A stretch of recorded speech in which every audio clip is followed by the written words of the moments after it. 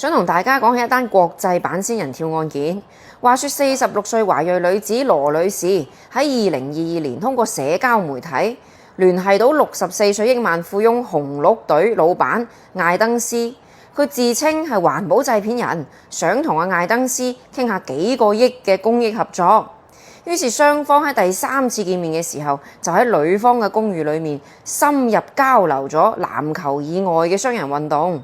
事後羅女士向艾登斯寫情書遭到無視，艾登斯拔的無情，以為都係走神唔走心嘅一場豔遇嘅啫。結果羅女士瞬間黑化，話公寓有攝像頭錄低咗妹妹你做船偷嘅全過程，準備將呢啲不道德交易向艾登斯嘅親戚朋友、叔伯兄弟、姨媽姑姐、競爭對手、合作夥伴發送過去。最後迫使艾登斯妥協答應俾650萬美金嘅封口費，折合人民幣4000幾萬啊！比著我係阿祖呢，一般到呢度我就收手㗎啦。但係羅女士佢唔係一般人，佢見艾登斯咁順攤，決定搏一搏，單車變摩托，富貴險中求，聲稱自己因為今次親密接觸而感染咗 HPV， 要求追加賠償至12億美元。艾登斯全副身家先得25億。你而家要走一半，呢個數額我一恍惚差啲以為你哋結咗婚啊！大佬啊，雖然你第一波投資成功啫，但係你禮手追加咗50倍嘅槓桿，必定撤離失敗㗎。呢個就係市場嘅教訓定律。所以羅女士明顯係冇炒股啦，對錢冇概念同敬畏感咯。艾登斯心諗，你而家都就快拉閘嘅年紀㗎啦，我俾你650萬美金，認真係做好人好事咯。所以呢個已經唔係敲詐啦，分明就係收購啦。艾登斯嘅好人好事做到底，冇選擇物理超度，而係選擇咗報警。FBI 介入之後呢，呢一出鬧劇嘅高潮先正式迎嚟。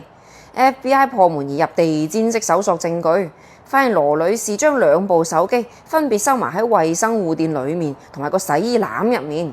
呢一個藏匿地點連特工都直呼專業。所謂嘅私密視頻全部都係 AI 嘅作品。羅女士面臨4項重罪嘅起訴，其中敲詐勒索嘅部分呢，按照美國法律係可以用意圖損失12億嚟定罪量刑㗎，同我國嘅未遂金額係相似嘅。我想講，差啲就俾佢過上好日子啦。呢一個姊妹辦事好有心力同埋魄力，只係冇咩智力嘅啫。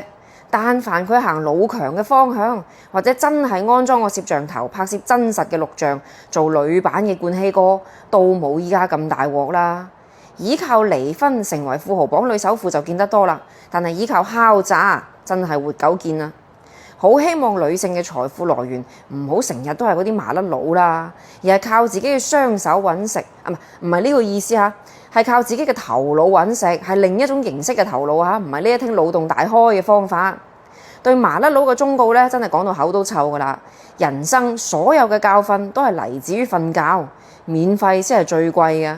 切記問題嘅根源呢，係你自己嘅根源啊！關注我，愛江律師，你要幸福噶。